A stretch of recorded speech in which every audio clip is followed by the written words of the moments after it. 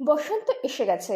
বসন্তের হাওয়া সর্বত্র বইতে শুরু করেছে। এমন অবস্থায় আবাল বৃদ্ধ বনিতা সবার মধ্যে বসন্তের হাওয়া লাগাটা একটা চিরন্তন স্বাভাবিক পর্যায়ের ঘটনা। কচিকাচাকারা রং বেরঙের পোশাকে সজ্জিত হয়ে ধর্মনগর শহরে বিভিন্ন পয়েন্টে মানুষের সাথে আবির বিনিময় করে চলেছে। অন্যদিকে অভিভাবকরা তাদের চিরন্তন স্বভাবে আবিরে সজ্জিত হয়ে বিভিন্ন স্থানে ধামাইল নৃত্য পরিবেশন করে। এ যেন এক অপূর্ব সৃষ্টির উল্লাস। কচিকাঁচা শিশুদের সাথে অভিভাবকদের এই ধরনের মেলবন্ধনে একটা মানসিক তৃপ্তির উল্লাস যেন উকি দিয়ে গেল। একেই বলে সৃষ্টি সুখের উল্লাসে।